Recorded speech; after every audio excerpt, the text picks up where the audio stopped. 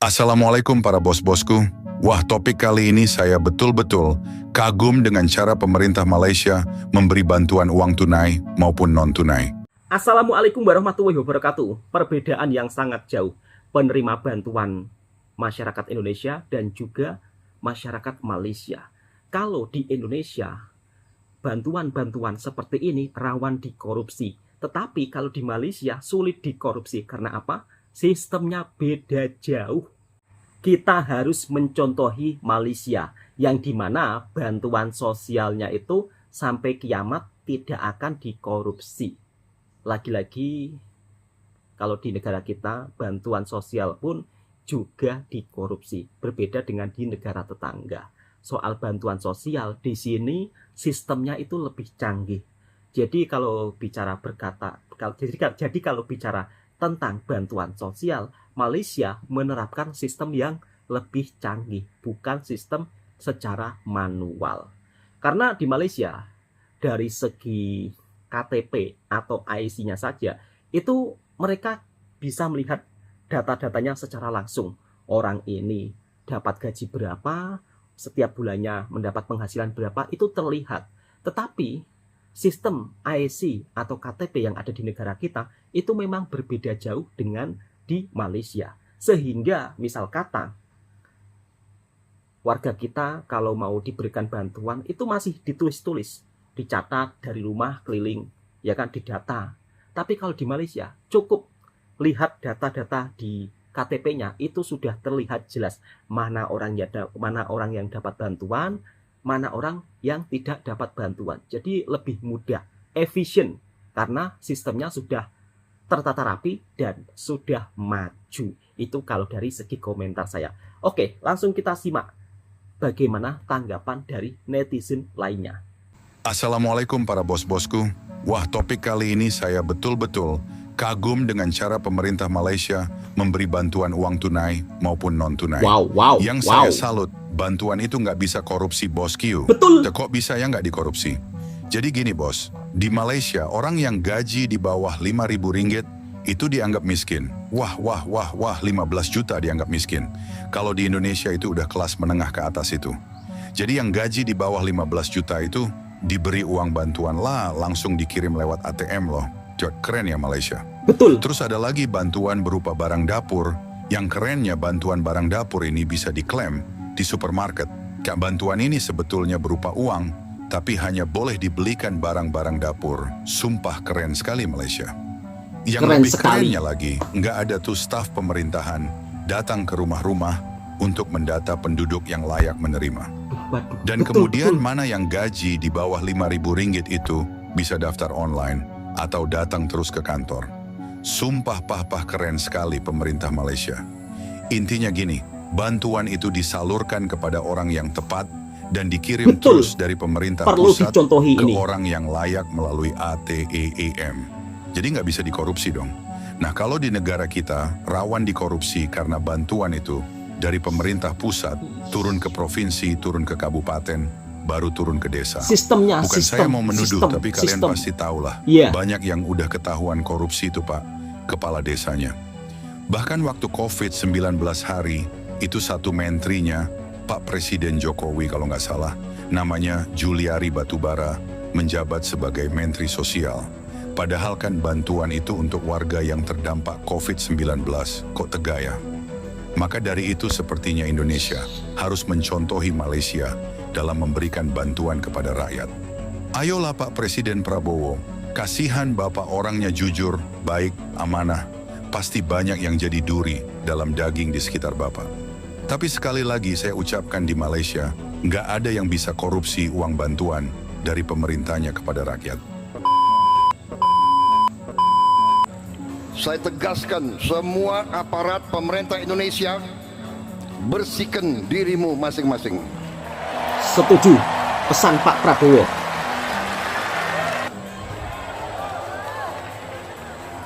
Saya ulangi, rakyat menuntut pemerintah yang bersih. Betul, rakyat menuntut pemerintah yang bersih. Saya dipilih oleh rakyat.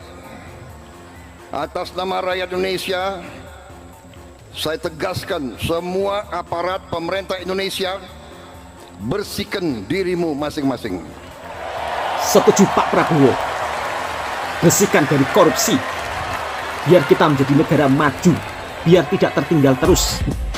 Karena Puluhan triliun akan beredar di daerah-daerah. korupsi merugikan negara. Sebagai contoh yang sederhana, dengan dana desa kita gulirkan 1 miliar rupiah per desa per tahun.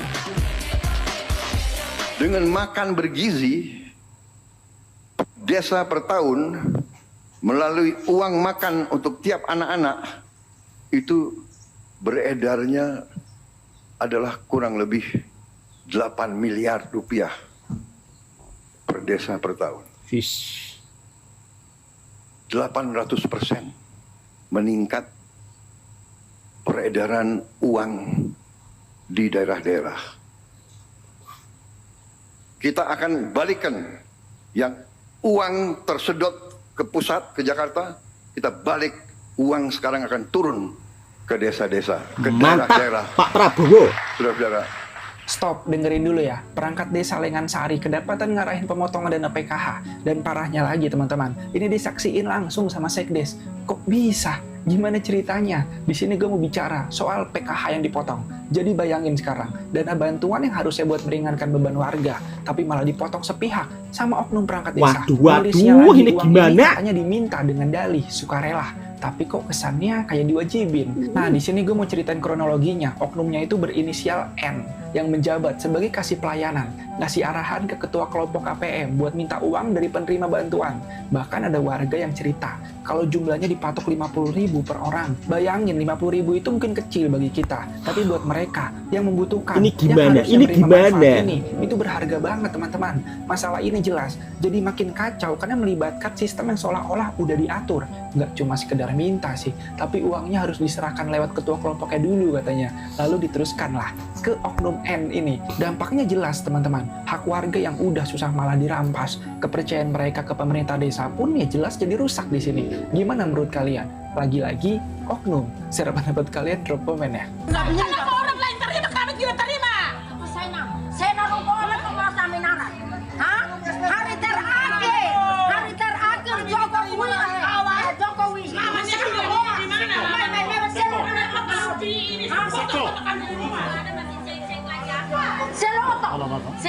Selo motor. Dan sudah 2 kali kami mainin. Hah? Memang sistem yang ada di negara kita itu memang beda jauh lah dengan negara tetangga. Karena di sistem kita itu udah salah, pakai sistem manual. Harusnya kalau bantuan-bantuan seperti ini pakai sistemnya lewat online, jadi senang. Penutup tahun, lebih lemo masyarakat. Lelos oka, maka HP putar balik. Ini temik HP ini harus putar balik. Lolos, putar balik. Ambil sibu fulan sibu laran tiada ino oke mea. Oke mea, osek terjadi nah kata keran. Ibu oke nanti akan terjadi. Kalau sistem manual kelemahannya di sini ya.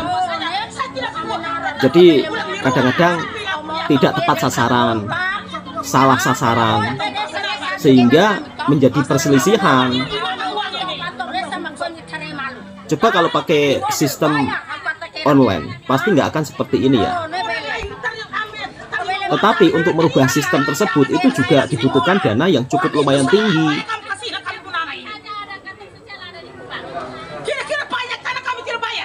Kalau sistem manual, ujung-ujungnya banyak yang protes jika yang tidak mendapat bantuan. Kalau sistem online enak. Jadi kalau misal kata dapat bantuan itu langsung masuk ke rekening masing-masing.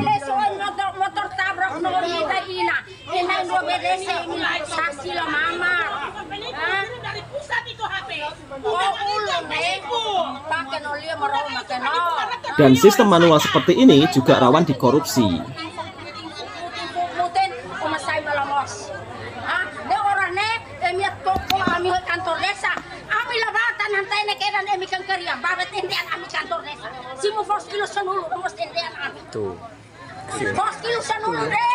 media kami.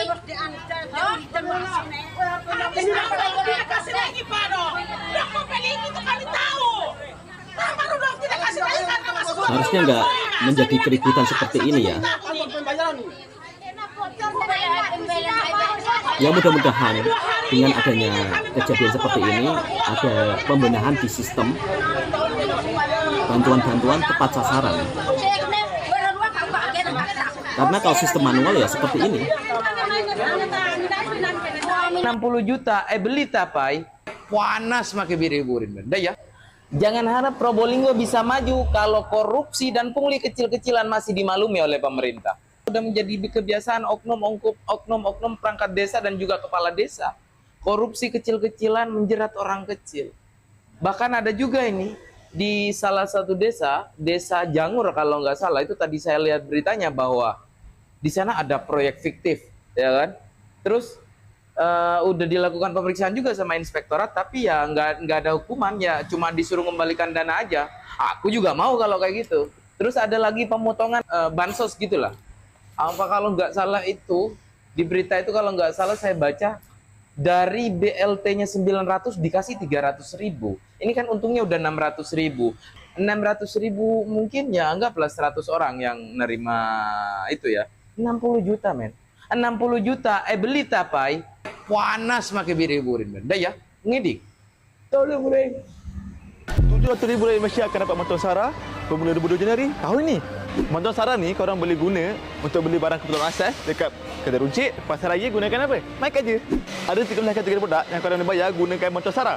Beras, roti, telur, minyak masak, tepung, biskut, mi segera, minuman, makanan kantin, bahan perasa, produk kebersihan, ubatan, barangan sekolah. Banyak. Macam mana korang nak tahu korang layak ke tak? Benda senang je.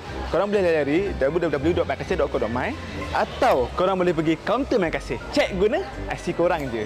Kalau layak, datang Maidin. Beli barang yang dilabel Maikasih. Banyak barang tu kan. Korang pergilah kaunter Maikasih. Lepas tu tunjuklah paket korang. Nak bayar, bagi MyCard, tekan digit 6 kod. Cukup pakai IC saja atau KTP. Simple je. Nak tahu info lebih lanjut, boleh layari www.maikasih.co.my. Datang Maidin sekarang.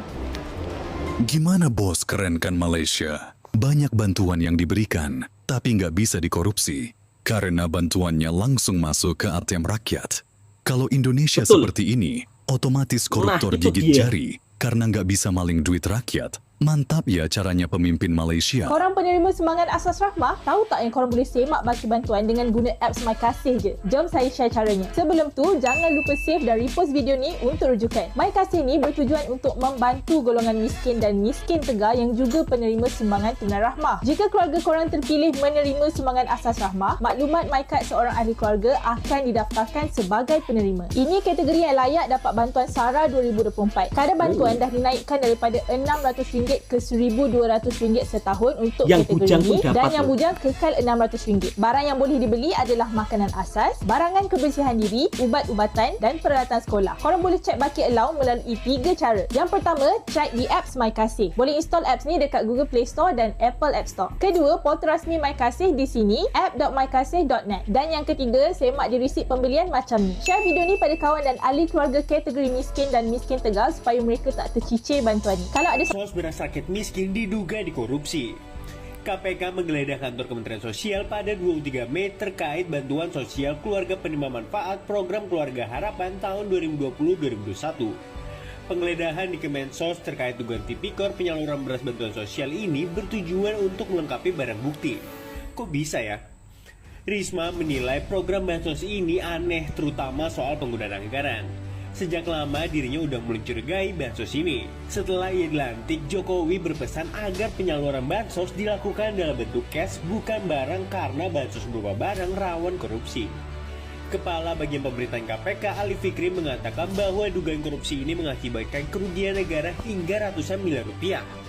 Para tersangka diduga nggak mendistribusikan beras secara keseluruhan, namun memanfaatkan oknum tertentu sehingga beras bantuan seolah-olah udah terdistribusi 100%. Jadi kapan nih Pak Presiden ikuti cara pemerintah Malaysia tentang bansos? Menyalurkan bantuan tunai atau non-tunai, langsung dikirim ke ATM yang layak. Biar tukang korup ketar-ketir Pak. karena nggak ada yang bisa dicuri. Kasian sekali Presiden Pak Prabowo punya tanggung jawabnya besar. Dia tulus untuk rakyat, tapi banyak yang ingin menjatuhkannya. Beda jauh dengan negara tetangga kita, Malaysia, saat memberikan bantuan kepada masyarakatnya. Dari segi sistem, Indonesia memang tertinggal jauh ya, karena di Malaysia sistemnya lewat online. Dan setiap penerima bantuan langsung masuk ke rekening masing-masing. Beda dengan di negara kita, harus pergi ke kantor desa, kemudian beratur untuk menerima bantuan. Harusnya cara seperti ini harus dilakukan di Indonesia supaya yang korupsi juga gigit jari. Karena apa? Uang-uangnya itu langsung masuk ke penerima bantuannya, langsung tepat sasaran. Dan dari segi KTP atau IC, Malaysia IC-nya sangat-sangat canggih. Sedangkan KTP di Indonesia, ya mohon maaf, belum secanggih dengan di Malaysia. Dari KTP saja itu bisa terlihat data-datanya ya. Canggih memang. Maka dari itu mungkin sistem yang ada di negara kita, kalau bab-bab pasal bantuan harus bisa mencontohi Malaysia, biar sang para koruptor itu gigit jari, nggak bisa mengorupsi uang rakyat kecil. Oke, cukup sekian. Mudah-mudahan video ini juga bisa memberikan informasi yang bermanfaat. Jika suka dengan video reaksinya Bang Toha, silakan tekan tombol merahnya, subscribe, like, komen, dan bagikan ke sahabat Anda semua. Dan jangan lupa subscribe juga pemilik video originalnya Misteri Fakta.